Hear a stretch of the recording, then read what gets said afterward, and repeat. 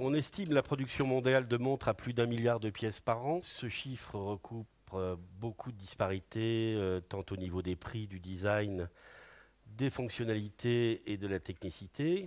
Pour la France, il s'est vendu l'année dernière un peu plus de 11 millions de montres pour un chiffre d'affaires de 1,8 milliard. Mais on peut constater que les montres de plus de 5 000 euros ont représenté 0,5% en quantité et 35% en valeur. Donc on a quand même des disparités dans le monde de la montre.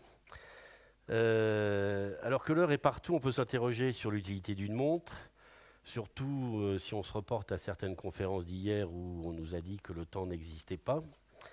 La révolution du quartz dans les années 70-80 et le déferlement des montres digitales à cette époque n'ont en réalité pas tué la montre à aiguille et encore moins la montre mécanique qui est devenue un objet de luxe, de passion et d'exception horlogère.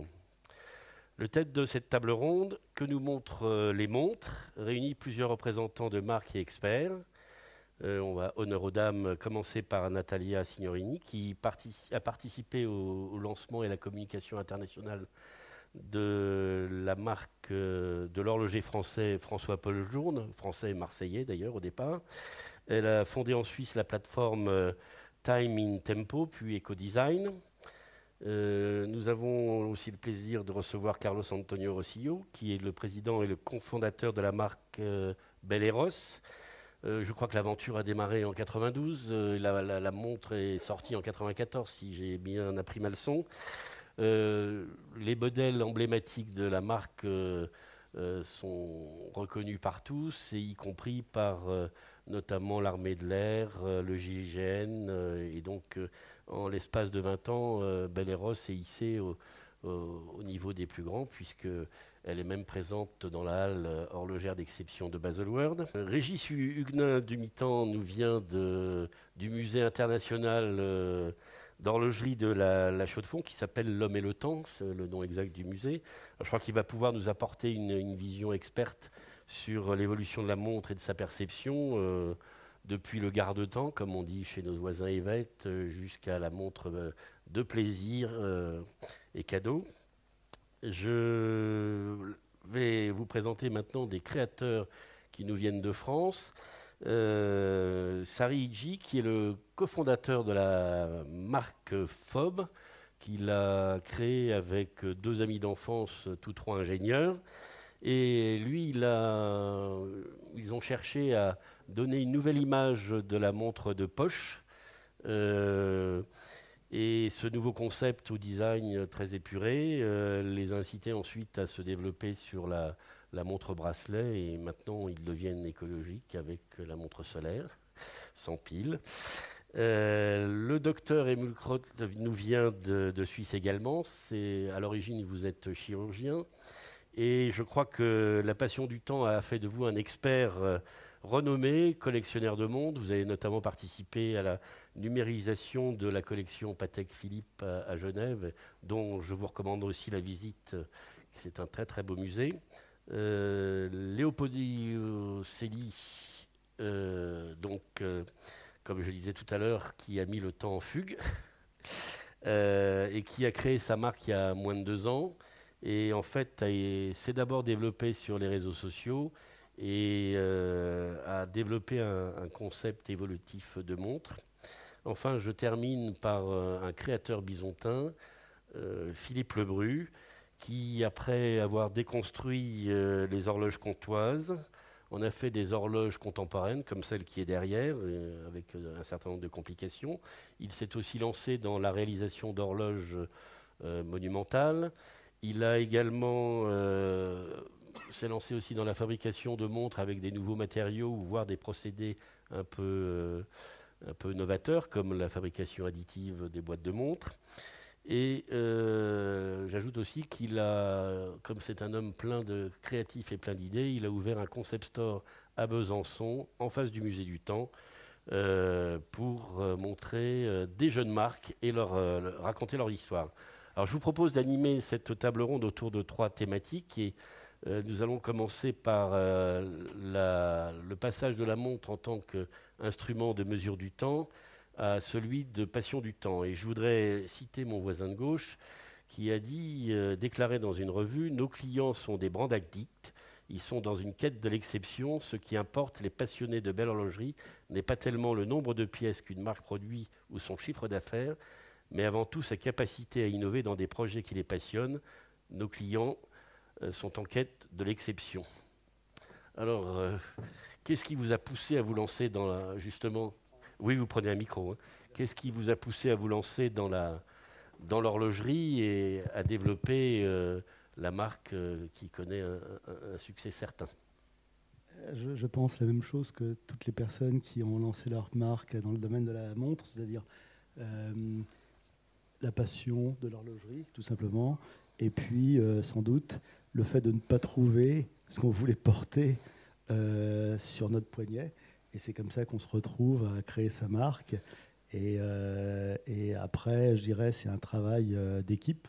C'est-à-dire que quand on a la chance de travailler avec des gens qui maîtrisent bien le sujet, tant d'un point de vue horloger que d'un point de vue ingénierie, le développement est intéressant. Mais à la base, c'est la passion de l'horlogerie, parce que je pense qu'aujourd'hui, on en est tous conscients, on est tous convaincus. On n'a pas besoin d'une montre pour lire l'heure qui est présente partout, mais en revanche, on a besoin d'une montre pour avoir de l'émotion et pour transmettre une passion. Et au fond, il ne faut jamais oublier que la montre, le surnom de la montre, c'est le garde-temps. Et donc, comment est-ce qu'on garde le temps à travers une montre? Et là, on peut avoir du plaisir. C'est aussi le seul bijou pour l'homme. C'est également. Alors, en fait, c'est là où c'est un objet qui est très intéressant parce qu'il y a non seulement la notion du temps qui est encapsulée dans les montres. Quel est le rapport au temps et comment on voit s'écouler ce temps à son poignet? Mais effectivement, il y a une notion de bijou qui peut être aussi bien, je dirais, hédoniste et égocentrique, c'est-à-dire je me fais plaisir à voir et à voir passer le temps à travers un bijou qui m'évoque plein de choses, tant au niveau des souvenirs qu'au niveau mécanique. Mais il y a également, et bien évidemment, vous le soulignez, l'aspect démonstration, un bijou pour se différencier par rapport à d'autres individus. Et effectivement, je pense que la montre s'est énormément développée dans ce domaine-là, c'est-à-dire le fait de segmenter, de se différencier. Je suis persuadé qu'on aura l'occasion de parler des montres digitales.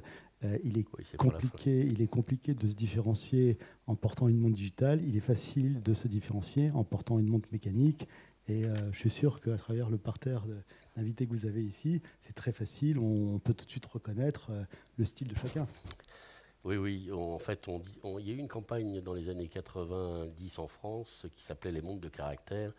Dis-moi qui tu es, je te dirai quel est le caractère de ta montre. Donc c'est vrai que c'est un peu tout à fait ce que vous dites. Moi, je vais vous faire une confession. Souvent, il m'arrive de m'habiller en d'abord choisissant la montre que je vais porter et après le reste va suivre. Moi, Parce que ça met dans euh, un certain état d'esprit. tout à fait. Oui. Alors j'aimerais bien qu'il y ait un peu plus de montres assorties de papillons, mais c'est une demande que j'ai faite à beaucoup de Français, ça va venir. Régis Huguenin du Mitan, vous pourriez peut-être, avec votre expérience de musée, ou un musée fabuleux où il y a des choses extraordinaires, nous conter un peu l'évolution dans le temps de la montre en tant qu'instrument horaire, objet de passion, haute technique horlogère. Oui, alors si vous avez 2 heures, je ferai Non, non, j'ai pas Non, non. prévu de faire un cours sur l'histoire horlogère, mais en essayant de garder ce fil rouge autour de ce que montrent les montres et l'idée de passion. Il y a, disons, deux grandes tendances dans le développement de l'horlogerie. Il y a une horlogerie qu'on va appeler, en étant un peu binaire, plus esthétique, et une horlogerie qui va être plus utilitaire, plus axée sur la chronométrie, en fait, sur la mesure du temps. Et ces deux éléments, il ne faut pas les voir comme des éléments qui vont succéder, c'est-à-dire qu'on va avoir une recherche de précision, et puis quand on passe sur un système autre que mécanique qui rend l'horlogerie mécanique obsolète, la montre devient un bijou. Ce n'est pas le cas. La montre est déjà un bijou voilà, au XVIe, XVIIe siècle. Et là, on le voit bien en parcourant le musée d'horlogerie La Chaux-de-Fonds, en parcourant d'autres musées dédiés à ce thème. Donc, cette association, elle est vraiment enracinée entre objets utilitaires, objets esthétiques, objets qui montrent qui on est. Alors, elle était réservée, bien sûr, si on prend les périodes plus anciennes, à certaines élites. Il n'y avait pas d'utilité, nécessité, ni de moyens de tout un chacun de posséder une montre sur soi ou à la maison, ce qui est aujourd'hui bien différent. Mais il y a toujours cette association. Alors aujourd'hui, il y a une dissociation qui est en train de se faire. Il ne faut pas négliger quand même, vous avez mentionné quelques chiffres, il y a quand même une masse encore de montres qui sont produites. Là, on parle, pour ce qui est en France, en Suisse, sur une frange extrêmement réduite de la production mondiale horlogère, alors pas en valeur, mais en volume. Et il y a quand même encore une grosse production de montres, bracelets, disons, très, très accessibles. La dissociation, elle s'est faite maintenant entre, je pense, les horlogers, si on parle d'horlogerie mécanique, et cette mesure du temps qui a échappé aux horlogers et qui est plutôt maintenant du ressort des physiciens par rapport à l'extrême précision de la mesure du temps, une précision qui est nécessaire à notre fonctionnement en société, mais qui n'est pas nécessaire au fonctionnement biologique de chaque individu pris isolément. Et là, on commence à avoir des fois des maux de tête à penser les degrés de précision avec lesquels on arrive à mesurer. Il y avait des conférences là-dessus. Et ce qui classe finalement l'objet montre à vraiment un objet de mode plus, enfin de mode ou de plaisir, d'apparence, d'appartenance, tout ce qu'on peut évoquer. Et moins pour son volet chronométrique ou utilitaire. Même si ça n'empêche pas que certaines marques, certains développements, certains horlogers restent très attachés à cette notion et le développent dans le périmètre de l'horlogerie mécanique et dans ses limites, si on veut. Très bien. Alors, on va enchaîner avec le docteur Crotte, qui a une expérience extraordinaire en matière d'expertise de montres anciennes, mais aussi d'appréciation de marques de haute technicité. Et qu'est-ce qui vous a conduit à vous intéresser à la montre vous avez un rapport avec le temps Oui. Non, pas du tout. Je n'ai pas porté une montre jusqu'à mes années 25-26 ans. J'étais de la génération 68. On ne voulait pas la précision, le temps. Vous étiez un précurseur. Je ne portais pas une montre, je ne voulais pas une cravate, tout ce qui était un peu... je n'aimais pas. C'était plutôt d'autres circonstances. Je suis allé juste à la fin de mes études de médecin à la Côte d'Ivoire, en Abidjan, et j'ai rencontré un Français là-bas qui était aussi étudiant en médecine, et il m'a dit, écoute, moi je reste en Côte d'Ivoire, si tu veux, je te donne la clé de mon appartement à Paris, rue Saint-Martin, près des Halles, et puis tu t'amuses, et magnifique. Et j'ai profité de la situation d'être le week-end en 71-72 à Paris, et je commençais à chiner, Place Caillancourt, marché aux puces. Et j'ai commencé à acheter des tableaux, des bibelots. Et tout d'un coup, je dis, c'est intéressant. À l'époque, c'était un peu à la mode des antiquités. Alors, ça veut dire j'ai commencé avec les antiquités. Et puis, j'ai ouvert un magasin d'antiquités. Pendant que j'étais à la clinique, je travaillais encore à la clinique, j'avais en même temps un magasin d'antiquités.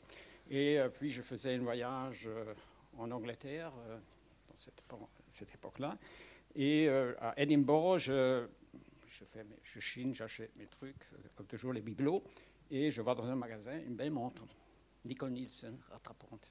Je connaissais rien de l'horlogerie, rien. Je regardais la montre, je prenais en main, et ça me plaît. Combien? Je n'ai pas dormi. Le lendemain, je suis retourné, j'ai acheté cette montre. Mais je ne savais pas si j'ai fait une grosse erreur ou une bêtise. Et je suis rentré chez moi, j'ai contacté des gens. De toute façon, c'était un peu le début de mon intérêt pour l'horlogerie.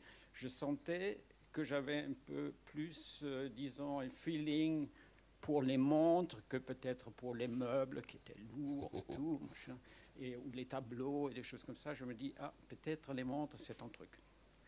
Après, j'ai ouvert une salle de vente pour les antiquités 2-3 ans après.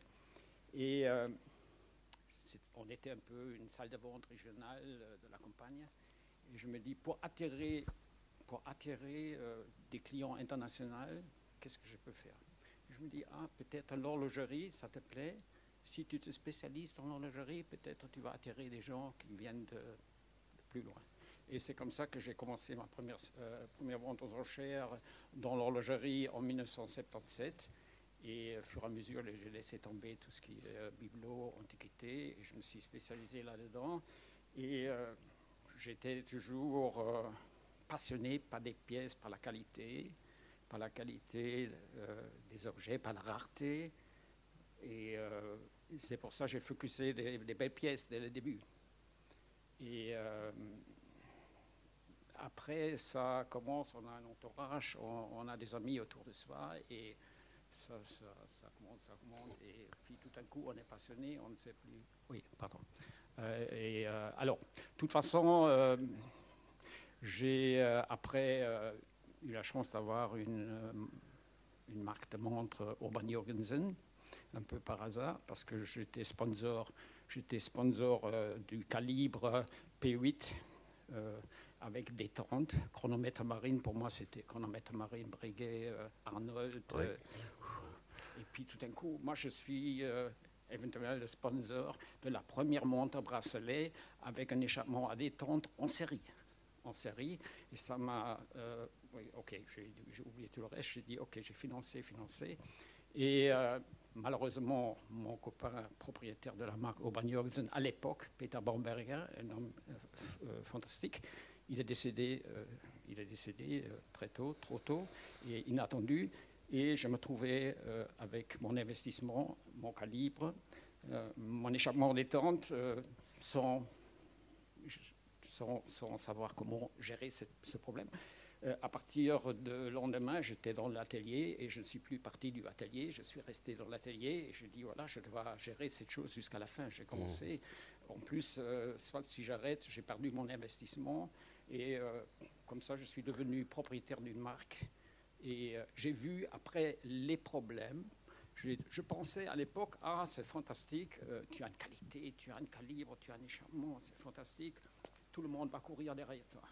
Bon, malheureusement, j'étais désillusionné un peu. J'étais à la première foire de Bâle que j'ai un peu participé dans l'académie avec les grands horlogers. Et moi, j'étais dans mon coin, Urban Jorgensen, histoire de 240 ans, fantastique, inventeur de ça et ça, cylindre, enfin, plein de choses. Je me dis, l'histoire, le calibre, l'échappement, tout le monde va courir derrière toi. Alors c'est vrai que l'horlogerie, c'est un monde de gens passionnés. Oui, et, gens passionnés. On a beaucoup plus on a plusieurs publics, effectivement. Il y a les gens qui sont attachés à la mode, oui. Les gens qui sont attachés à la haute technicité horlogère. Mais j'ai vu que personne courait derrière moi. Voilà. C'est assez compliqué de faire une montre finalement. Et je vais me tourner maintenant vers nos créateurs. Comment, dans une tradition horlogère bien établie, c'est vrai qu'on parle de l'horlogerie comme le loup à l'œil. C'est vrai que les horlogers de haut métier, de haute compétence sont très attachés à la montre mécanique.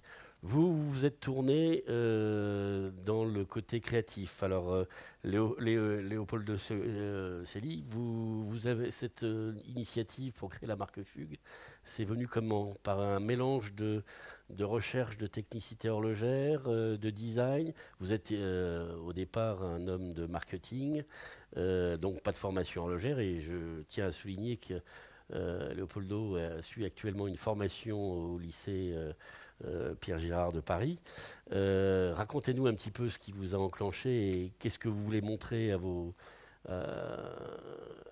consommateurs, j'aime pas ce mot, à vos amateurs de montres. Initialement, je pense que c'était un peu comme tout le monde ici, un peu une curiosité du produit horloger. La première fois qu'on tombe face à face, enfin nez à nez plutôt avec une montre mécanique, moi j'ai été séduit tout de suite et du coup ça s'est transformé en une passion. Après, franchir le pas et créer un produit, mais surtout créer une marque, c'est une autre paire de manches quand même. Et une des choses qui m'a le plus occupé dans la prise de cette décision, c'était de me dire de lancer une marque. Donc la marque a été lancée il y a maintenant bientôt 2 ans. À une époque effectivement où le temps n'a plus tout à fait la même signification que des marques qui ont pu se lancer à d'autres époques, où il y avait effectivement une notion assez utilitaire du temps. Et du coup, à travers ça, c'est d'ailleurs comme ça qu'est né le nom Fugue, parce que le nom Fugue, c'était l'idée de l'évocation, enfin, quelque part, l'idée que je me faisais de la notion du temps à l'époque où la marque a été créée. Et c'était l'idée aussi d'avoir une marque qui soit contemporaine avec son époque et qui représente le temps à un certain moment donné. Et donc l'idée de la fugue, c'est l'idée du temps, voilà, qui nous échappe. Et l'idée finalement, c'est de dire qu'il faut le laisser s'échapper et profiter de l'instant présent, profiter du moment, mais aussi de belles choses. Et c'est là où le parallèle se fait avec la montre, parce que les montres que j'ai créées ensuite ne sont pas forcément des montres qui sont dans une recherche effrénée de précision et de technicité, mais plutôt dans une recherche esthétique, dans une recherche... Enfin, on se rapproche plus de ce qu'on a déjà dit plusieurs fois, là, c'est l'idée de la montre bijou, même si effectivement, il y a derrière ça l'idée de... sauvegarder, de réinventer un savoir-faire quand même qui est bien présent, et une tradition horlogère à travers des codes, à travers différents éléments qu'on peut retrouver dans les montres mécaniques aujourd'hui et qui existent effectivement depuis le XVIe ou le XVIIe siècle. Donc c'était ça qui était intéressant, et le challenge c'était d'avoir un produit qui soit en ligne avec son époque en réinventant des codes qui existent déjà depuis un certain temps. Alors en plus, vous avez conçu une montre un peu évolutive Oui, en termes c'est de ça. design. C'est ça. Et comment vos acheteurs, vos amateurs interprètent cette façon de faire? Parce que il y a beaucoup. Alors c'est vrai on peut changer les bracelets, on peut changer les couleurs, etc. Mais généralement, on est toujours attaché au niveau de la montre à son aspect originel. Donc l'idée de la montre, c'est une montre qui est modulaire et qui s'adapte en fonction du bracelet, du boîtier et du cadran. Donc il y a 3 éléments qui permettent en fait de combiner le produit et d'avoir une série de combinaisons possibles. Et je vais très facilement reprendre ce que disait mon voisin sur le fait d'associer sa montre à son style. L'idée de ce produit, c'est de pouvoir le faire évoluer, de pouvoir l'adapter en fonction de son look, de ses occasions. Donc on est clairement dans une tendance aussi de fond qui est la personnalisation. Aujourd'hui, chaque individu veut être unique.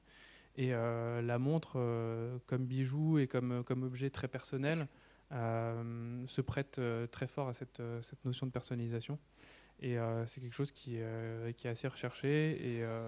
Et ça aussi, ça évite de s'enfermer aussi dans quelque chose. Quand on achète une belle montre, c'est souvent un investissement. Et l'idée de pouvoir la faire évoluer dans le temps, alors avec notre concept ou un autre, par exemple changer son bracelet une fois de temps en temps, plusieurs fois par an, ça permet aussi de rafraîchir un petit peu l'objet montre et lui donner un peu une seconde vie, quoi. L'individualisation, c'est un peu le reflet de notre époque où on est très indépendant. Et individualiste aussi. Voilà. Malheureusement. Sari, je vais raconter d'abord une anecdote. J'étais à Hong Kong à un forum au mois de septembre dernier. On parlait de l'évolution de la montre. Et il y a un journaliste qui nous a interpellés en disant « Mais est-ce que vous avez réfléchi au fait qu'il y a de plus en plus de gens tatoués sur les bras, et donc les montres cachent le tatouage. » Alors il se trouve que j'avais ma montre de poche et que j'ai dit la solution c'est d'avoir une montre de poche. Et en fait on peut se demander aussi, vous êtes parti sur la montre de poche, vous auriez pu mettre un téléphone dedans, qu'est-ce qui vous a poussé à aller d'abord sur la montre de poche? Alors c'est vrai qu'on a commencé pendant la marque Fob Paris à 7 ans, et pendant 2 ans on faisait uniquement de la montre de poche. C'est simplement que c'est la rencontre avec ce produit qui nous a amené à l'horlogerie.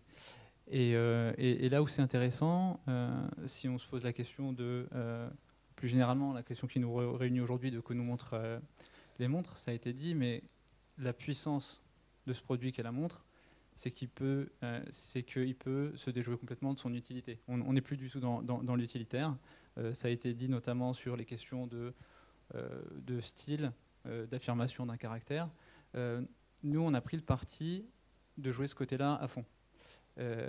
Et donc de prendre l'horlogerie et de l'amener au-delà de ses frontières, très nettement sur le terrain de la mode, par exemple. Donc on est aujourd'hui, chaque saison, on va participer au Fashion Week, présenter des nouveaux produits, collaborer avec des designers.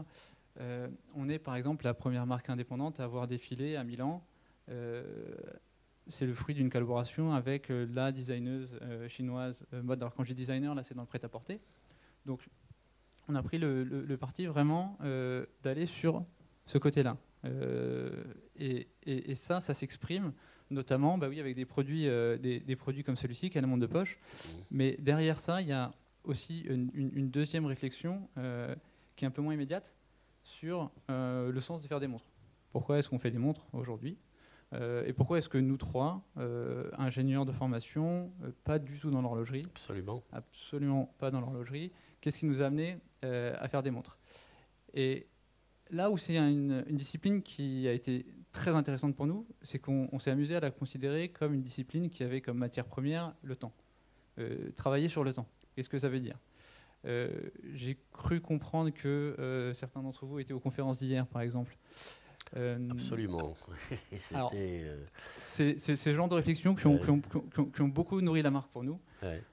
Par exemple, j'ai eu la chance d'avoir Étienne Klein comme professeur. Absolument, il est exposé très remarquable hier. Et on a eu la chance au début de la marque, échanger avec lui sur sa conception du temps et qu'est-ce que ça voulait dire dans l'horlogerie.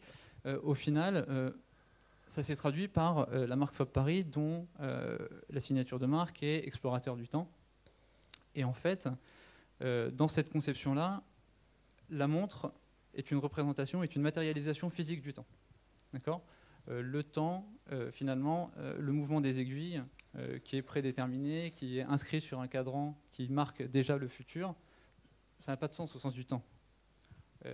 La montre, c'est juste une représentation physique. On peut la voir comme une représentation physique du temps, comme une matérialisation. Ouais. Et quel meilleur moyen de faire ça que de jouer complètement avec ces codes les plus classiques qui soient, à savoir la montre de poche, que vous portez merveilleusement bien. Ça va bien avec le nœud papillon. et ce produit qui est vraiment le summum du classicisme en horlogerie, le remoderniser déjà dans son design, et puis aussi le transformer. Alors ça, c'est... le plus parlant, ça reste nos produits, mais quand on regarde par exemple la manchette qu'on a produit, qui est un produit qu'on va classer tout de suite du côté très mode de la marque, qui est une pièce de cuir un peu futuriste qui vient intégrer ce summum du classicisme en son sein. On est sur une interprétation, on est sur une représentation du temps, une représentation du passé, du futur qui influence directement le présent de la montre qu'on est en train de porter. Donc, c'est dans ce sens-là que nous, on s'amuse à créer de l'horlogerie et à travailler sur le temps. On peut la voir, cette montre, alors, justement. La manchette, j'adorerais, mais je n'ai pas eu la présence d'esprit d'en ramener avec moi. Et Patrice n'est pas encore passé à la version manchette. Non, parce que je porte des boutons de manchette. Alors, les grosses montres, pour moi, c'est un peu le problème. Je voulais juste faire une petite parenthèse, mais parce que je vois que la conversation est très animée. Et c'est vrai qu'on peut rester là, alors des années à parler d'horlogerie, parce que c'est sans fin. Et moi, j'ai l'impression que je fais partie du vieux monde. Ça veut dire qu'il y a un monde avant, et puis ça fait 25 ans que je suis dans l'horlogerie, d'abord dans les médias, et puis après, j'ai eu la chance d'accompagner François-Paul Journe, donc il y avait son atelier rue de Verneuil, horloger indépendant, qui faisait 1 ou 2 pièces par année, et qui a... donc on a lancé la marque ensemble. Et j'entendais Helmut Krott, que je connais depuis longtemps, finalement, nous sommes liés à une horlogerie qui fait le lien avec l'histoire des sciences horlogères à l'époque où les gens avaient besoin d'une montre pour aller naviguer et survivre. Voilà. Et donc, ce petit noyau de gens très exigeants et casse-pieds aussi d'ailleurs, qui aiment cette horlogerie de référence historique, finalement, c'est en train un petit peu de se diluer parce que dans notre merveilleuse industrie, on a des groupes qui sont arrivés. Certains ont réécrit l'histoire de l'horlogerie, vraiment réécrit l'histoire de l'horlogerie, et c'est honteux de laisser faire, même s'ils ont des budgets pour soutenir plein de choses. Donc, moi, je suis une activiste de la culture horlogère. Donc, voilà, pardon. Donc, je prends la parole, vous m'enlevez le micro après. Il n'y a pas de Mais souci. quand, je sais pas, j'ai fait une exposition sur no chronograph, no competition, et que vous vous retrouvez avec des marques, évidemment, elles sont tenues par leur haute sphère marketing, qui vous expliquent qu'elles ont fait le chronographe, etc., etc. Et des exemples comme ça, il y en a des milliers. Donc, ce que je voulais dire, c'est que on est un peu du vieux monde avec cette... moi, je porte par exemple un chronomètre à résonance. Alors, ça évoquera quelque chose qu'aux gens qui connaissent Abraham-Louis Breguet ou de Touche ou d'autres. Sinon, c'est une culture horlogère qui est en train de disparaître gentiment. Mais ce qu'il y a de merveilleux, c'est qu'il y a de la place pour tout le monde dans cette industrie. Ça veut dire qu'on peut faire des montres trendy qui deviennent haute technicité. Donc moi, je m'étais un peu arrêtée sur haute technicité par rapport à... Je ne savais pas quelle était votre définition. Ou bien justement des montres qui correspondent peut-être à l'ère du temps, parce qu'on est en train d'arriver à ça. Et après je m'arrête, je voulais juste simplement témoigner que faire une très belle montre mécanique, c'est vraiment compliqué. C'est des heures, vraiment les fesses à l'établi, parce qu'il y a peu de gens qui savent faire ça. Ici, je crois qu'il n'y a pas une personne qui est vraiment horlogère, ou peut-être monsieur, je ne sais pas, pour créer une montre de A à Z avec 3 bouts de métal et des vieilles machines. Et c'est vraiment compliqué. C'est presque de la souffrance. Et je me demande pourquoi quelqu'un va passer des heures et des heures à faire un mécanisme subtil que peu de gens comprennent. Et donc, peut-être ils sont un peu autistes, les vrais bons horlogers. Il y a quelque chose comme ça. Et que la montre, oui, ils sont fermés dans leur monde et la haute technicité horlogère. Mais je crois qu'il y en a un certain nombre qui ont transmis leur savoir. Et même dans certains pays, on voit un certain retour à l'intérêt pour la belle mécanique horlogère. Je trouve très intéressant de voir des évolutions parmi les jeunes, notamment, qui ne portaient plus de montres. Et j'en discutais notamment avec mon homologue coréen, qui me disait en Corée, il y a 10 ans, on pensait que la montre, c'était fini. Et en fait, on s'aperçoit que par le biais des nouvelles technologies, etc., les jeunes se réintéressent à cet objet qui, effectivement, ne donne plus forcément le temps dont on a besoin, mais ont un pouvoir émotionnel, passionnel. Même des jeunes ados qui offrent une montre de bas prix, c'est quelque chose qui va petit à petit les attirer dans l'horlogerie. Alors justement, ça me permet de passer le ballon de rugby à Philippe Lebru, qui lui a quand même un parcours extraordinaire puisqu'il a touché un peu à tout dans l'objet horloger. Et votre démarrage dans l'horlogerie, ça s'est fait de quelle façon et comment vous avez évolué sur le concept par rapport au temps, par rapport à la belle mécanique, par rapport à l'utilisation de nouveaux matériaux, un design complètement relooké. Quand on voit le produit que j'ai derrière, il fallait y penser. Alors, déjà, je pense que l'horloger, il a une particularité. Il est un peu barré, il est un peu utopiste, il est un peu rêveur. Il est un peu entrepreneur. Il sait gérer du risque. Il aime ça. Il accorde de l'importance à ce qui n'en a pas. Il n'est pas dans l'utilité, il n'est pas dans le pratique, il est dans l'univers du rêve. L'horloger, quelque part, s'il existe encore, c'est qu'il aborde toute cette partie qui concerne l'émotion et toute cette partie qui donne du sens à l'être vivant et au fait de transmettre des valeurs. Alors, je démarre en 93 comme Carlos.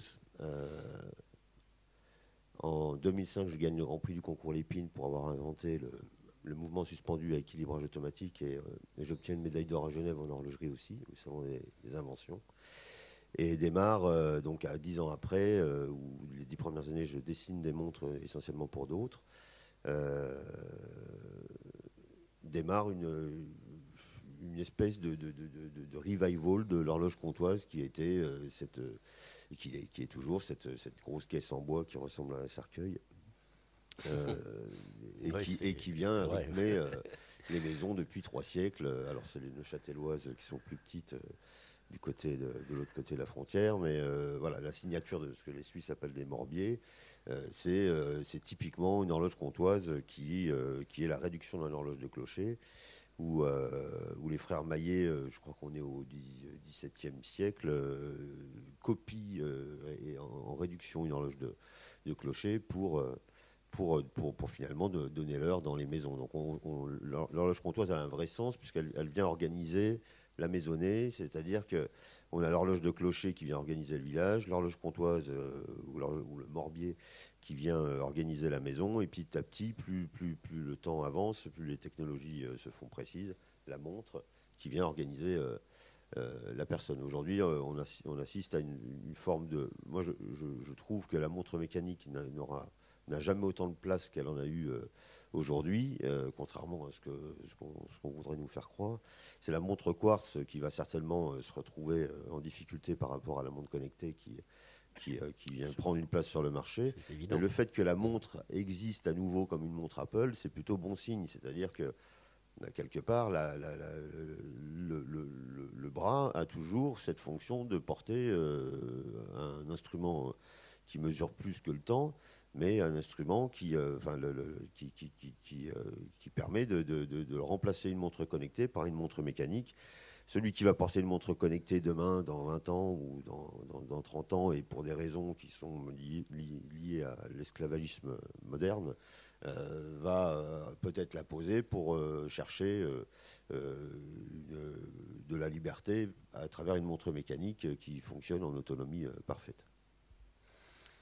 Voilà. Ce que je peux dire aussi, c'est depuis 5 ans à peu près, on assiste à une résurgence de toute une force créative de jeunes entrepreneurs comme Leopoldo ou Sahari, mais ils sont quand même assez nombreux. Grâce aussi au système de Kickstarter, au système de crowdfunding, des créateurs se lancent dans l'univers de l'horlogerie. Alors qu'on pourrait croire que la montre a tendance à disparaître, elle a exactement tendance à faire tout à fait l'inverse, c'est-à-dire qu'elle a tendance à exister, mais sous une forme créative. Moi, je rêvais de ça, et c'est en train d'arriver. Et moi donc. Et je dois dire qu'en l'espace de 4 ans, on a à peu près en France une 50aine de marques qui se sont créées sur des thèmes aussi différents au niveau du design, que de la technique horlogère, etc. Et vous avez notamment à l'extérieur l'hologramme de la montre Phénomène. On n'aurait jamais cru qu'en France, on soit capable de faire des montres de haute technicité à un prix relativement très haut de gamme. Je vous propose, parce que le temps s'écoule, même si la mesure du temps est une convention de l'esprit, comment envisagez-vous quelle montre pour le futur justement, on a parlé un peu de la montre connectée, on parle de montres écologiques, on parle de montres hybrides. J'aurais souhaité d'abord que Natalia Signoroni nous parle un peu de ses expériences avec l'éco-adaptation des produits, la plateforme à laquelle elle a collaboré en Suisse, pour nous indiquer un petit peu comment on voit ça du côté de l'autre côté du Jura. Mais je pense que, en effet, une montre est le reflet d'une époque, et qu'à l'époque où on avait besoin de chronomètres, de précision, de marine pour faire certaines choses, et il y a un leg comme ça qui continue. Ce que j'ai entendu là, c'est le témoignage de cette époque en transition, puisqu'on voit bien ce qui se passe, le monde change, ça bouge, les gens ont envie d'autres valeurs, en tout cas les nouvelles générations, et que moi, après 25 ans de passion horlogère pour la technicité et puis promouvoir cette histoire de l'horlogerie, je me suis posé plein de questions en me disant mais on est fou, à quoi ça sert? Oui, c'est un bel objet, en effet c'est un bel objet. Et d'ailleurs, bien des collectionneurs achètent, ou des gens qui ont les moyens d'acheter des montres à partir d'un certain montant, ils achètent la sève humaine. Moi, j'ai eu ce sentiment. Ils achètent le temps qu'ils n'ont pas. Et donc, il y a ceux qui ont besoin du brand, donc ils ont besoin d'une reconnaissance sociale. Alors, ils vont acheter, je ne vais pas citer de marque ici, mais ils achètent des marques. Et ils ont une appartenance à un groupe.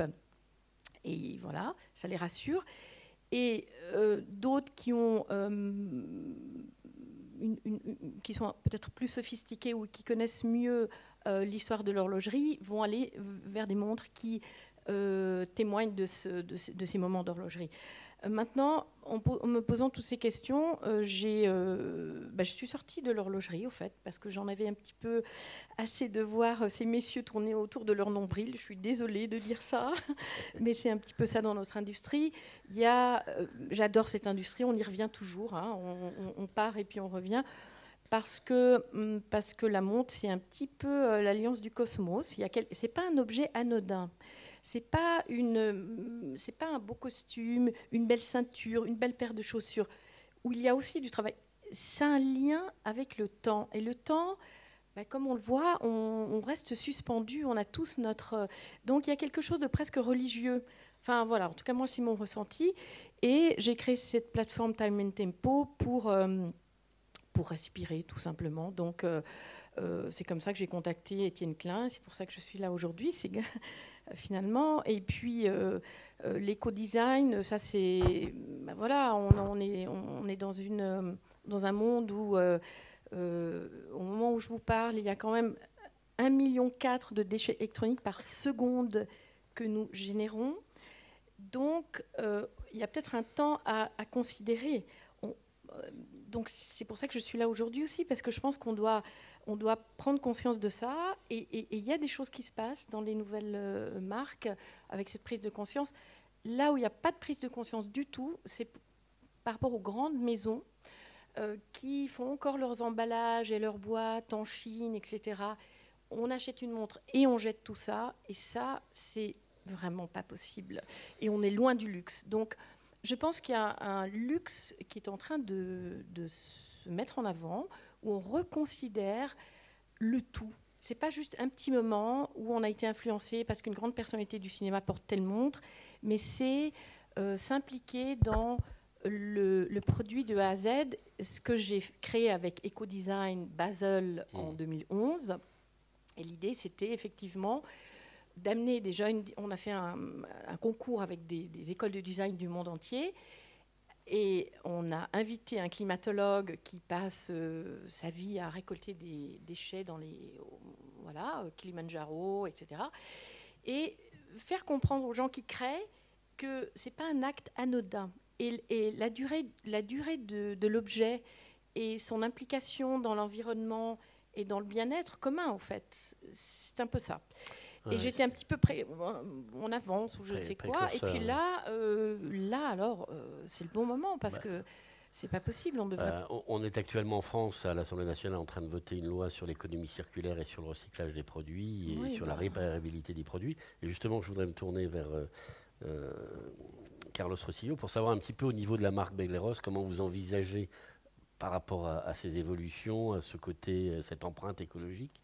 Comment la marque a décidé de s'adapter? Alors je pense que ce qui est formidable dans notre secteur, c'est qu'on n'a même pas à y penser. La montre, en tout cas la montre mécanique, est par essence écologique, donc par nature. C'est-à-dire que voilà, faut un peu retirer le nickel, il faut un peu retirer le plomb. On a cette chance, c'est qu'on est avec une technologie qui est totalement obsolète, mais qui, Dieu merci, elle est obsolète. Moi, en fait, par rapport à ces questions au fond, qui ont été évoquées entre tradition, modernité, comment est-ce qu'on oscille. Moi, je pense que la plupart d'entre nous, enfin, je pense même, nous tous, qui sommes ici, sans doute, vous tous, pourquoi est-ce qu'on s'intéresse à ce sujet? Parce qu'il y a des... Premièrement, parce que c'est culturel, et qu'il y a des choses qui nous ont marqués dans cette culture. Les pendules, la montre de poche, toutes ces comptoises et toutes ces horloges, qu'elles soient sur la cheminée, ce sont des choses qui nous ont marqués. Après, est-ce qu'on reste attaché en tant que collectionneur à cette collection ancienne et donc, comme dans la peinture classique, on reste sur du figuratif et on se dit, après, passer le 19e, ça devient compliqué et je veux m'arrêter là. Ou est-ce qu'on a envie d'avoir quelque chose qui dépasse la peinture classique, qui s'arrête au 19e, au musée d'Orsay, et qui entre dans de la modernité? Je pense que la montre, il y a à peu près au moins 25 ans, peut-être même une quarantaine d'années, et sans doute le quartz y a contribué, a fait bouger les lignes et a fait que les horlogers ont dû se creuser les méninges pour se dire, qu'est-ce que je vais faire de plus que Breguet? Alors, il y a plein de façons de faire plus que Breguet qui était français. Et on a cette chance, c'est qu'en France, effectivement, on a très très bons horlogers et on voit, non seulement on a de très bons horlogers, mais on a en plus des créateurs qui sont passionnés sur le sujet. Comment est-ce qu'on peut le faire? On peut le faire d'une première façon, comme le fait François Paul, c'est-à-dire que je pars de l'horlogerie du 18e, mais avec les technologies modernes, je vais beaucoup plus loin, mais en restant absolument dans la lignée des horlogers du 18e. Et puis, il y a une autre façon qui consiste à avoir en tête des codes, des choses qui ont fondé l'horlogerie, comme il y a des choses qui ont fondé la peinture, mais j'entre dans la modernité. Alors nous, par exemple, à notre niveau, les codes sur lesquels on ne va pas déroger, c'est une montre, ou alors on va vraiment en jouer, mais ça sera un clin d'œil, c'est une montre qui doit être fonctionnelle, précise, lisible, et correspondre à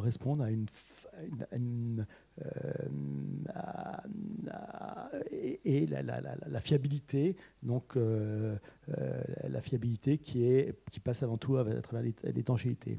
Ces principes-là, on n'a jamais dévié, on les a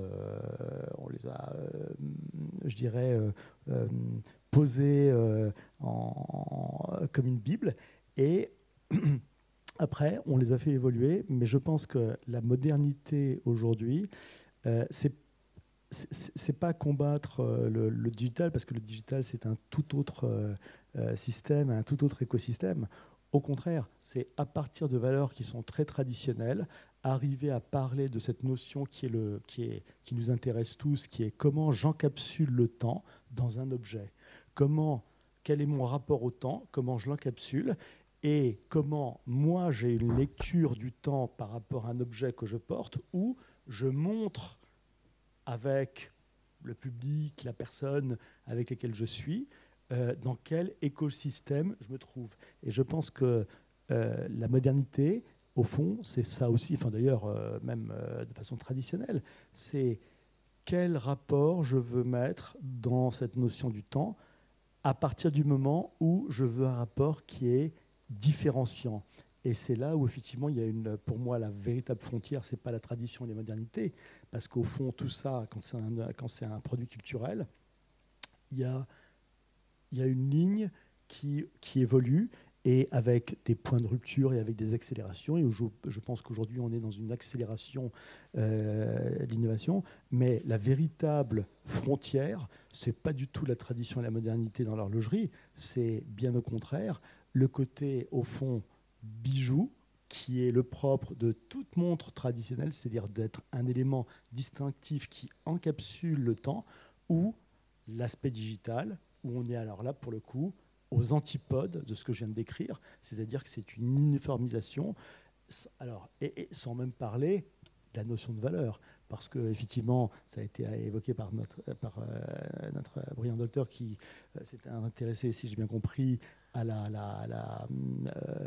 l'exposition Patek Philippe, que je vous invite, enfin ceux qui ne connaissent pas le musée Patek Philippe à Genève, où l'exposition qui a été montée est extraordinaire pour ça, où on voit que depuis les montres de poche jusqu'à la modernité, quel est le parcours de Patek Philippe, qui ne reste pas sur une tradition, mais qui garde des principes qui sont extrêmement clairs pour faire évoluer une marque. Excusez-moi, je ne suis pas d'accord. Parce que je pense que Patek Philippe reste vraiment sur la tradition, et que et que par exemple les collectionneurs, et je pense que c'est important que tu témoignes de ça, Helmut, les collectionneurs d'une certaine horlogerie qui sont les témoins d'une invention, le tourbillon, etc. Après, il y a quand même toute une fange de marques qui ont essayé de se glisser dans ce créneau de montres dites compliquées, et qui sont des menteurs. Hein. On a beaucoup de menteurs dans notre industrie. Vous êtes d'accord, monsieur? Donc, il y a des gens qui ont abîmé l'univers de la montre mécanique parce qu'ils ont été vendre sur des marchés X et Y à des gens qui étaient des potentiels futurs clients, des soi-disant montres compliquées qui sont des club sandwich où on met les choses par étage, ce qui est très facile, hein, des modules les uns sur les autres, alors que faire une montre compliquée, c'est la simplifier au maximum. Parce que, voilà. Mais je ne sais pas, Helmut, si tu as quelque chose à dire sur les collectionneurs. Je pense que c'est important de parler des collectionneurs, mais après on va repasser la parole à Sari. Je crois que ce qui se passe aussi, c'est qu'avec la montre à quartz, on a oublié la culture, la complexité que posait la fabrication d'une montre, ainsi que le soin à apporter une montre. Je veux en témoigner à propos de l'étanchéité des montres. C'est vrai que les gens ont maltraité leurs montres et on a beaucoup de problèmes avec la réparation des montres à cause de ce point de vue, parce que les gens avec le quartz se sont dit la montre, on peut en faire n'importe quoi. Vous faites tomber, je suis désolé, une montre de Monsieur Jourde ou une Belleros, bon, il y a peut-être un peu plus de risque qu'une simple montre à quartz. Donc, c'est vrai que il y a un changement depuis 50 ans d'appréhension de la montre en termes d'utilisation. Par contre, c'est vrai qu'il y a ce qu'on voit beaucoup aussi au niveau notamment des réseaux sociaux, c'est la montée en puissance des collectionneurs et des aficionados de marques et le retour d'un certain nombre de montres vintage où on assiste dans les réseaux sociaux à des consommateurs ou des fans qui disent mais votre montre, il faut la faire comme ci, comme ça, etc. Je ne sais pas ce que vous avez un bon réseau de collectionneurs. C'est vrai que de ce point de vue-là, certaines marques qui refont des produits choquent un peu les aficionados et sont obligés de rectifier le tir. Mais à contrario, vous avez des marques qui aussi utilisent la contribution des aficionados pour développer des modèles spécifiques, comme l'ont fait certaines. Je crois qu'il y a un peu une catégorie de collectionneurs traditionnels ou anciennes, comme moi peut-être. Je fais partie de cette groupe, même si je collectionne une montre Renaissance. J'aime bien une montre Renaissance comme une montre Rolex ou Patek ou Journe, surtout. Et alors ça veut dire, j'aime bien couvre 500 ans d'horlogerie. Pour moi, ce n'est pas les derniers 10 ans, les derniers 20 ans. Mais ce qui m'occupe beaucoup, c'est haut de gamme, de luxe, et de montres haut de gamme, de luxe. Et là, je trouve qu'il y a souvent un abus de langue. Pour moi, il y a une fabrication industrielle aujourd'hui, et qui était déjà avant aussi, qui existait avant aussi, mais il y a toujours une partie pour le luxe haut de gamme, manuel, tradition, artisanale. Ça veut dire, si je parle dans les marques de la médiatisation de leurs produits, d'une montre guilloché, cadran guilloché, je veux bien qu'on dise que c'est guilloché main ou c'est guilloché CNC. Et que c'est une montre cadran avec un cadran émail, que ce n'est pas un cadran lac. Et que le mouvement est une côté de Genève fait à la main et l'anglage est fait à la main. Et je ne veux pas qu'on dise que c'est un mouvement fait à la main ou terminé à la main si ce n'est pas le cas. Et je crois que c'est souvent le cas. Et on a donc un abus de langue. Et le client qui achète une montre de luxe ou de gamme, il devrait savoir ce qui est là-dedans. Alors c'est vrai que l'horlogerie est passée effectivement de la fabrication d'un produit de haute technicité à un produit marketing. Vous vouliez dire quelque chose justement? Industriel, exactement. Ouais. Non, c'est dans la continuité en fait. C'est la question de la place qu'occupe la montre aujourd'hui et surtout demain.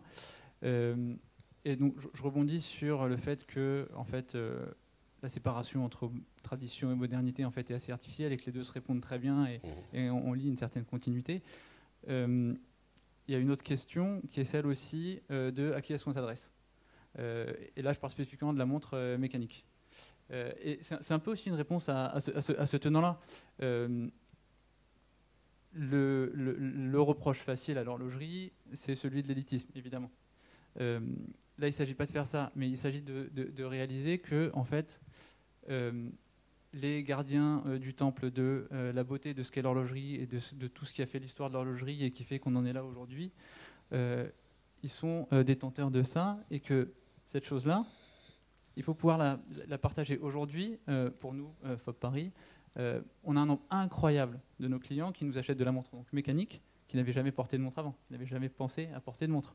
On leur a apporté quelque chose, alors, et par le design, et parce qu'on va aller chercher dans des points de vente qui correspondent plus à leurs habitudes de consommation. On les a amenés à ça. Peut-être que demain, ça les éveillera à ce qui vous tient à cœur. La chose par rapport à ça, c'est aujourd'hui, quand on est sur ce process-là qui nous permet de sortir des montres à un prix qui va être accessible même à quelqu'un qui n'est pas un mordu d'horlogerie, on va lui permettre, on lui permet d'accéder. Oui, non, tout à fait. Mais là où c'est plus important, c'est que même cette montre-là, en fait, aujourd'hui, il y a combien d'objets qu'un trentenaire va s'acheter en se disant c'est un objet que je vais garder toute ma vie, voire que je vais transmettre. Il y en a combien? Finalement, il n'y a rien. Il n'y a rien du tout. La montre, elle a cette puissance-là aussi. Et c'est encore une fois, comme vous le disiez tout à l'heure, le rapport au temps. Et ça, la montre, et spécifiquement bien sûr la montre mécanique, elle permet d'avoir ça. Ça, c'est quelque chose qui est très intéressant, qui fait vraiment la puissance de la montre et qui fait que justement, c'est la meilleure réponse qu'on puisse avoir à la question de la montre connectée, à celle du smartphone au poignet, qui est finalement juste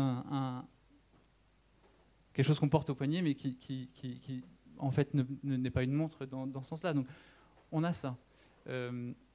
Ça, on l'a sans forcément avoir effectivement des heures sur un établi pour y arriver. Je suis d'accord. Mais cet art-là, il est intéressant. C'est un art en tant que tel, mais il n'a pas le monopole de ce rapport au temps que représente la montre. Régis Huguenin, justement, je voudrais en profiter. Avec votre expérience horlogère de musée, on n'a pas eu ces débats dans le passé, par exemple quand la Roscoff est arrivée, etc., où on a une... Si, enfin, la question de la marque ou c'est peut-être ce dynamisme qu'on peut voir avec des marques qui se multiplient, elle est aussi permise par cette industrialisation qui était déjà en vigueur au XIXe siècle, et on avait beaucoup de fabriques de mouvements qui avaient des dizaines et des dizaines de marques. Enfin, le nombre de marques qu'on rencontre si on feuillette la presse professionnelle du 19e, début 20e siècle, c'est assez hallucinant. Donc cette idée de coller quand même à un certain public, à un certain marché, de s'adapter, elle se mesure quand même par l'existence de ces marques qui avaient des spécificités, même si derrière il y a potentiellement les mêmes fabricants, les mêmes mouvements, enfin voilà, les mêmes ficelles. Moi, je un regard un petit peu plus éloigné, et j'oppose pas forcément ce qui est l'horlogerie mécanique de ce qui est le quartz. On le voit assez bien avec ses effets. Alors on parle beaucoup de vintage, etc. Donc on revient maintenant au quartz aussi. Ouais. Et on verra, ce sera curieux de voir dans les ventes aux enchères, mais des objets qui avaient beaucoup de valeur, on en perdu beaucoup si on prend tout ce qui est pendule et autres, alors que ces montres qui étaient des montres qui ont été vues pendant en tout cas 20 ans maintenant comme des choses qu'il fallait plus voir, plus mentionner, reviennent sur le tapis, et des marques bien établies se gênent plus de dire qu'elles font du quartz. Alors que pendant longtemps, alors soit elles en faisaient vraiment plus, soit elles s'en vantaient pas, et on a une réappropriation aussi de ces techniques, de ces technologies dans la commercialisation de montres qui peuvent être d'ailleurs des montres même assez haut de gamme, hein, si on pense notamment aux montres pour le public féminin. Donc voilà, il y a des cycles. Je pense qu'il y a des cycles dans l'horlogerie, vous avez parfaitement raison. Alors, notre sablier revisité à diode nous indique que le débat est terminé, mais Philippe Lebru, vous avez le droit à une seconde de plus, vous vouliez parler? Non. Donc maintenant, la parole est dans la salle. Si quelqu'un a une question à poser à nos invités. Alors, moi, quand j'étais petit, la montre, c'était le début de l'adolescence ou le début du préadulte. C'était le cadeau que l'on faisait. Et bon, bien entendu, c'était des montres mécaniques et c'était amusant. Mais surtout, c'était pas tellement regarder le temps, c'était un générateur de temps. Et je trouve que ça rejoint ce qui se passe actuellement, par exemple, avec le GPS, où les objets génèrent du temps, génèrent une information. Et moi, je sais pas, j'ai vécu avec une montre. J'ai vécu sans montre pendant très longtemps, parce que j'étais vétérinaire, et donc de toute façon, j'étais rythmé par les coups de téléphone et pas par autre chose. Et pendant 20 ans, j'ai pas porté de montre. Voilà. Puis après, quand j'ai commencé à prendre des trains et des avions, il a fallu que je prenne des montres, parce que justement, ça génère des actions. Et autant je comprends votre débat sur la montre de luxe, la montre mécanique, qui établit un statut social. Hein. Moi, je suis pilote, je vois aussi des gens, voilà, ils montent leur montre. Hein. Moi, parce que ça fait partie du signe extérieur. Mais je trouve que vous n'insistez pas peut-être assez sur l'aspect fonctionnel, à un moment donné, de la génération du temps, ou du décompte du temps, enfin la génération de l'information temporelle dans notre vie sociale. Et est-ce que je ne sais pas si dans ce que vous pouvez présenter à un moment donné, dans les nouveautés que vous présentez, est-ce que c'est un accent sur lequel on pourrait peut-être insister? Parce que le temps, oui, bien sûr, on a chacun notre téléphone, il faut le sortir, il faut l'allumer, il faut rentrer son code, faire zigzag dessus, machin, etc. Alors que la montre bracelet est quelque chose, c'est immédiat. Et pour moi, ça a quand même d'abord une utilité fonctionnelle. C'est pour ça qu'on parlait, je parlais tout à l'heure des montres hybrides, et notamment, alors c'est vrai que le problème de la montre connectée avec les évolutions, effectivement, ça pose la question de changer de montre, comme on change d'iPhone. Mais est-ce qu'il n'y a pas une réflexion est-ce qu'il n'y a pas eu de réflexion aussi avec les bracelets à introduire de nouvelles fonctionnalités? Est-ce qu'il y a quelqu'un qui est capable de répondre à cette question?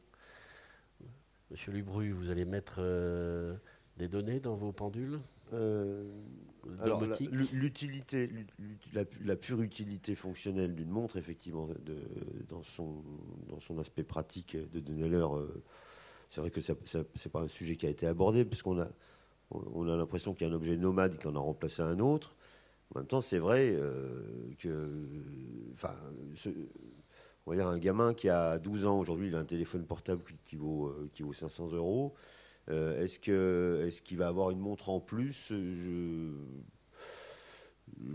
sais pas. Moi, j'ai l'impression que la montre, c'est un objet qui fait partie d'une histoire qui est plutôt derrière vous ou moi que devant ou que derrière un adolescent de 15 ans, parce qu'il n'a pas été forcément, il a peut-être pas déjà fait sa communion et il n'a peut-être pas eu de montre. Donc, culturellement, il se passe des choses différentes dans les réflexes qu'on peut avoir pour accéder à la fonction. Mais c'est vrai que ça reste un objet qui dépasse l'aspect fonctionnel parce qu'il a d'autres valeurs. Et c'est ce qui fait le charme d'une montre. Il y avait une autre question. Alors, c'est un peu dans la continuité de ce que vous disiez, monsieur, mais moi, je me demandais si, justement, les artisans horlogers, parce que vous êtes finalement des artisans, c'est là que vous distinguez des grands groupes qui font de l'industrie, est-ce que vous n'avez pas quelque chose à dire sur le temps lui-même? Est-ce qu'il ne peut pas s'exprimer d'une manière un peu différente? Ça fait, je crois, 4 siècles à peu près qu'on a les deux aiguilles qui indiquent l'heure et les minutes.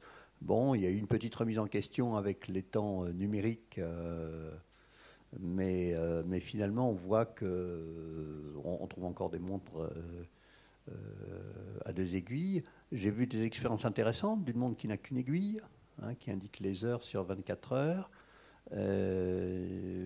Moi, je ressens le besoin de regarder même où je suis dans l'année, où en est le soleil, si le jour est long ou moins long, etc.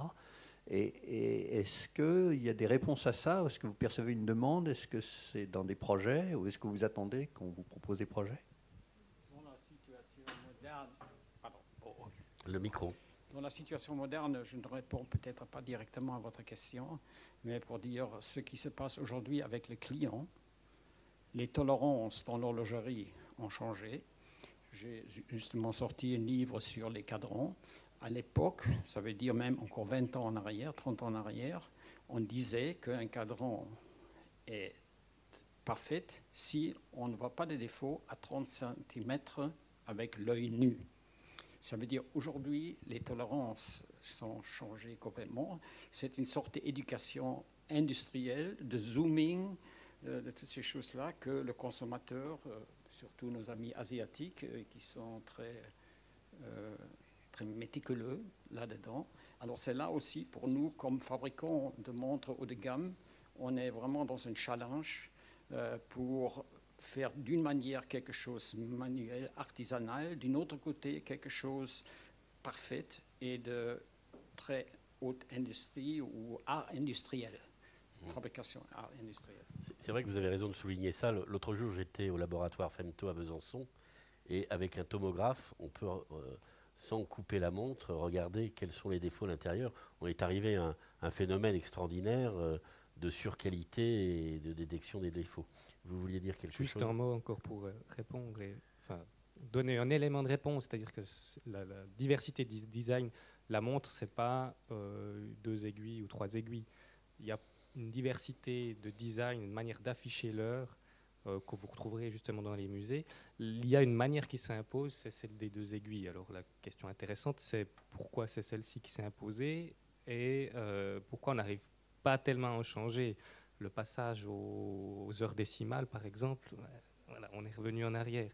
Les heures sautantes. Donc il y a un côté intuitif, mais est-ce que l'intuition est j'allais dire, liée à notre, notre perception ou à notre éducation? Là, il y a quelque chose qui est assez intéressant à creuser. Mais il y a beaucoup de recherches et de productions qui sont faites sur des affichages originaux et innovants. Mais ce côté de lisibilité qui était mentionné tout à l'heure, souvent pâtit un petit peu de l'originalité de l'affichage. Donc c'est à voir. Puis j'aimerais encore juste rajouter un élément, c'est que derrière la création aussi de ces affichages particuliers, on parle beaucoup de ces questions d'artisans et d'industrie. Là aussi, évitons un peu les oppositions. Beaucoup des petites marques ou des marques d'indépendants qui sont aujourd'hui sur le marché, qui proposent des produits intéressants, originaux, ciblés, reposent quand même sur des produits et des mécaniques fabriqués par l'industrie, donc qui est derrière. Donc l'un n'est pas contre l'autre, mais les deux s'associent pour produire cette diversité. Vous avez parfaitement raison, notamment au niveau du mouvement, c'est très clair. Moi, si je vais essayer d'apporter un élément de réponse un peu aux 2 questions. Sur l'utilité, aujourd'hui, l'utilité de la montre, c'est clairement pas de donner l'heure. C'est une utilité qui est dépassée. À la limite, si on peut voir une utilité comme ça, parce que je l'ai toujours au poignet, c'est de me rappeler qu'il existe quelque chose qu'on appelle le temps, qui peut être défini comme une fonction qui fait passer le moment présent. Donc, cette montre, elle me rappelle que le temps existe, mais elle me donne pas, elle n'a pas pour fonction de me donner l'heure. Après, la question de qu'est-ce que je fais de cette information, quelle influence ça a sur moi, quel impact ça a sur moi, ça c'est quelque chose d'assez personnel finalement. Est-ce que je suis toujours à regarder ma montre parce que je suis en retard pour mon rendez-vous d'après? Est-ce que je suis content de réaliser que je viens de passer un formidable moment et que j'ai pas vu ces 3 heures s'écouler? C'est quelque chose d'assez personnel. Et ça, effectivement, chaque horloger, je pense que c'est là son boulot, il en donne une certaine interprétation. Nous, on voit nos montres comme un espèce de témoignage des influences de différentes époques dans le design de la montre, pour en faire quelque chose de complètement intemporel.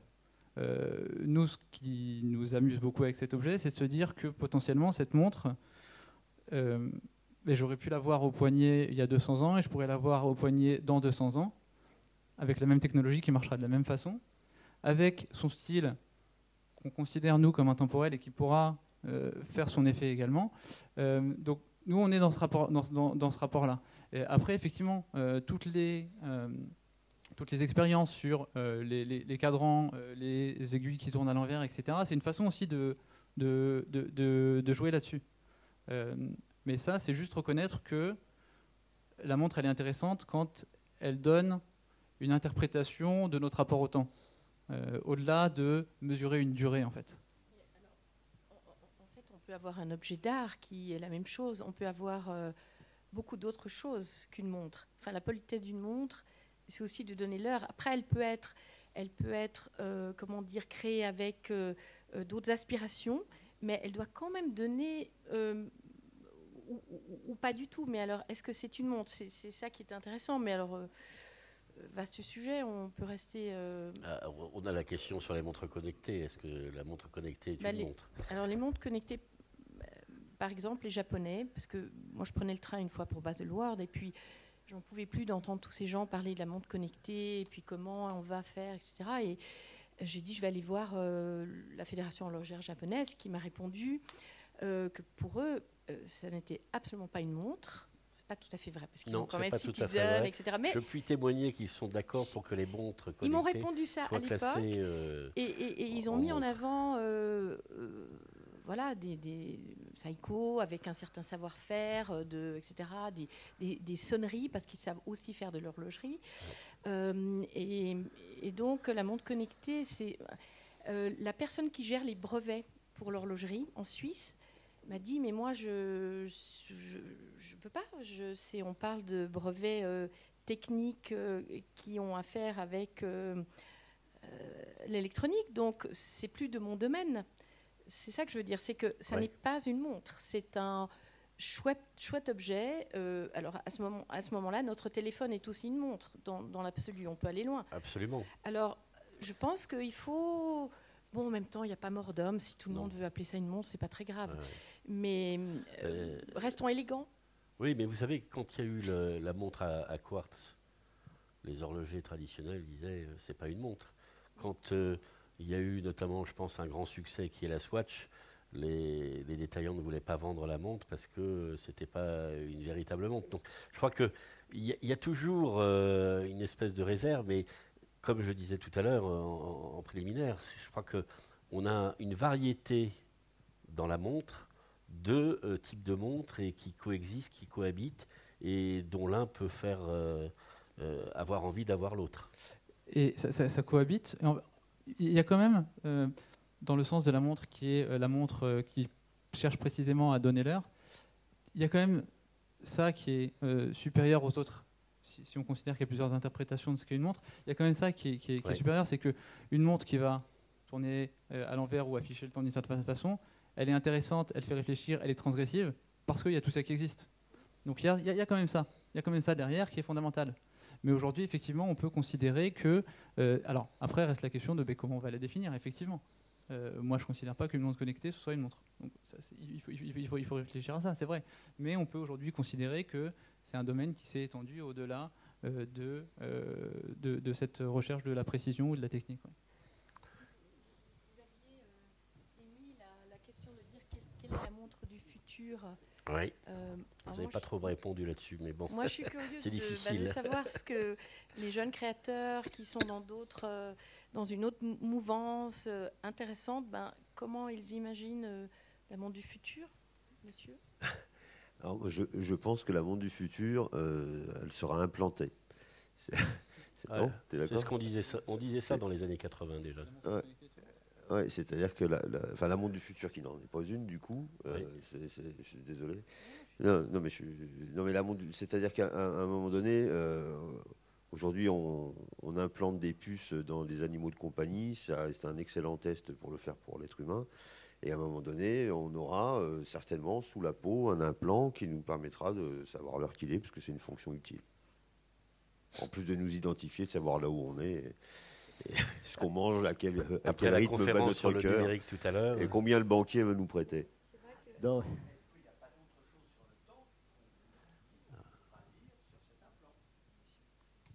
Si vous dites que pourquoi pas, ouais, dans 5 ans, 10 ans, on aura des implants qui seront des montres qui nous donneront l'heure. Mais est-ce qu'il n'y a pas d'autre chose que simplement l'heure d'aujourd'hui qui pourrait être dite sur cet implant? Est-ce que la montre ne pourrait pas montrer autre chose, puisque montrer l'heure, finalement, c'est devenu très banal? Le bracelet connecté.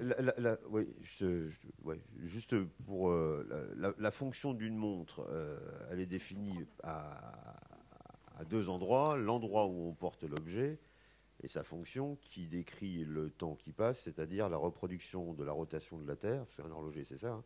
Il fait une reproduction de la rotation de la Terre qu'on a découpée en 24 fuseaux horaires et qui fait un tour par jour. Donc c'est la base. Et après, tout le reste, c'est des complications. Donc la montre, dans son état strictement utile, c'est lié au fait que la Terre fait un tour en un jour. C'est la base. Ouais, Je vais être obligé d'arrêter la... Moi, je voulais revenir. Je vous laisse terminer. Non, je voulais juste compléter sur la réponse de... Ah, vous avez une Non, question? allez-y. C'était juste pour compléter sur la réponse de Philippe et dire que, en fait, la montre, elle affiche le temps qui passe. Et je vois bien le fond de votre question, c'est de savoir est-ce qu'on ne pourrait pas avoir d'autres informations liées au temps qui s'affichent sur notre montre.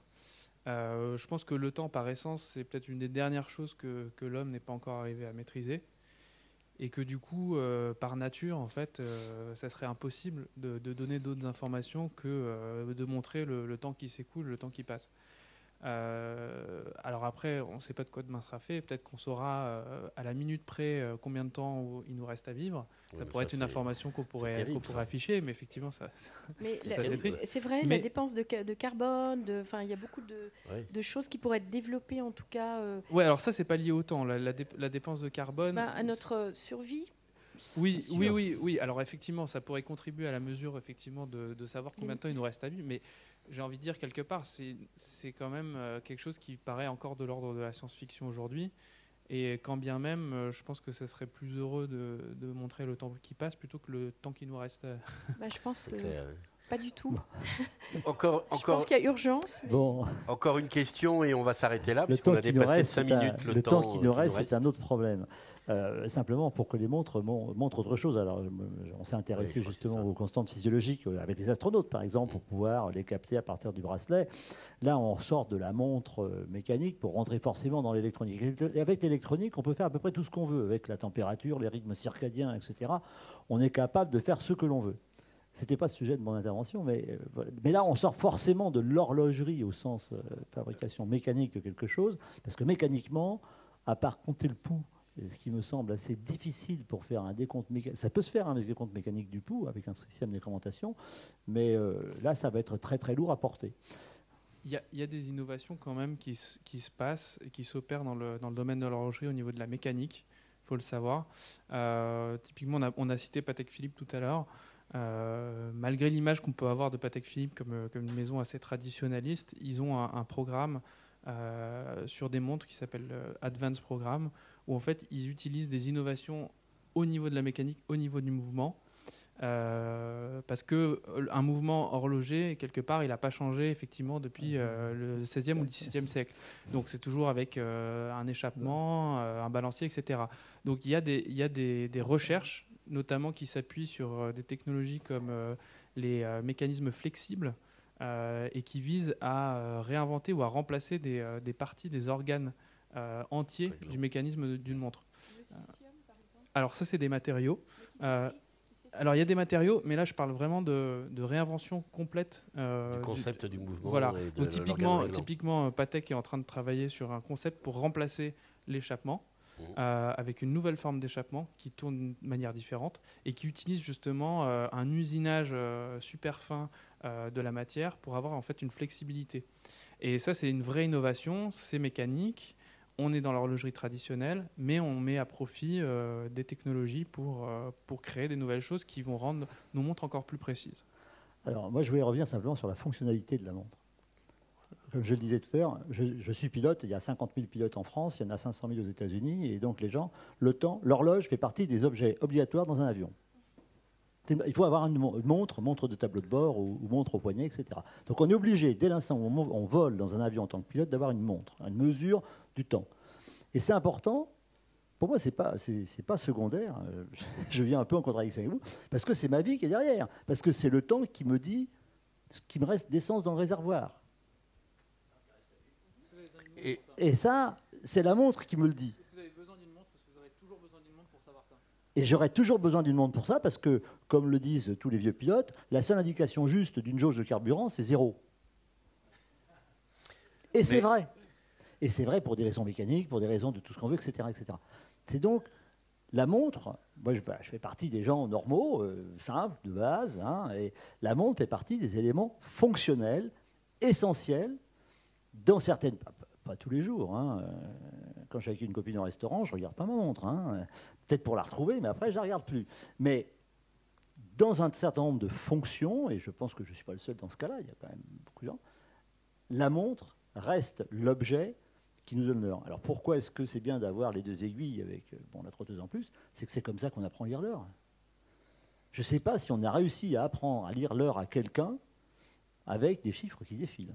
Ah ouais, c'est une question de génération. Alors je crois qu'on va être obligé malheureusement de clôturer la table ronde parce que les horlogers, si on les laisse discuter, on en a pour des heures et des heures et on refait le monde très facilement.